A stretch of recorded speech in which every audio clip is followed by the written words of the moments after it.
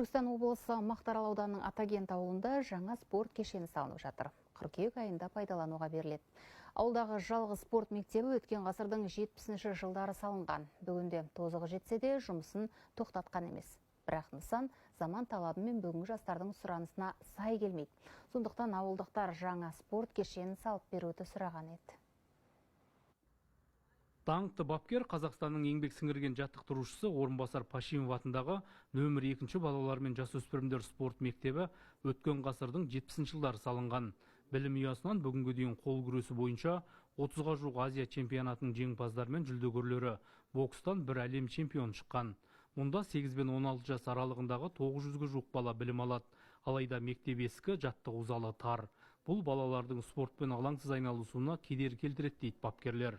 Ауылдан жаңа спорт кешенінің салынуы жаттықтырушылардың жігерін жаны түсті.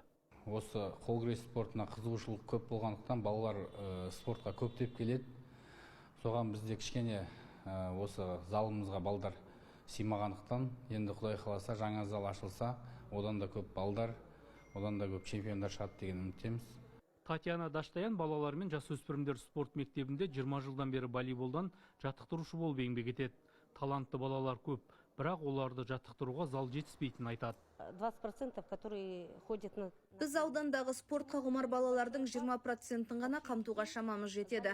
Бізде спортпен кәсіби тұрғыда шұғылданғысы келетін жеткіншектер өте көп. Олардың барлығын жаттықтыруға мүмкіндігіміз бола бермейді. Ал енді мына спорт кешені салынатынын естігеннен бері қуанышымда шек жоқ. Аптасына 2 рет келіп көріп кетемін. Қаншама талантты жастарға жол ашылатын болды. Заманауи спорт кешенінің құрылысы ауыл тұрғындарының сұранысына сай өткен жылы басталған. Жоба құны 654 миллион теңге. Нысан ауыл ел бесігі бағдарламасы аясында іске асырылуда. Қазір ғимараттың ішкі әрлеу сырлау жұмыстары жүріп жатыр. Жауаптылар кешен алдағы қыркүйек айында тапсырылатынын айтады.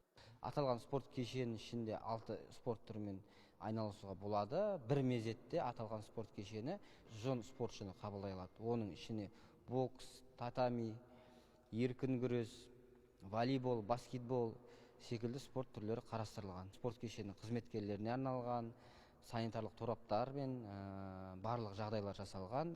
Сыртта өзінің модульный котельнигі бар, жаңа қазандығы жеке. Облыстық спорт және дене шынықтыру басқармасының мәліметінше өңірде 96 елді мекенде спорт кешені жоқ. Былтыр өңірде ауыл ел бесігі жобасы аясында 7 нысан пайдалануға берілсе, жеке инвесторлардың есебінен 44 нысан салынған. Биыл ауыл ел бесігі жобасы аясында тағы 12 нысан ел игілігіне беріледі деп күтілуде.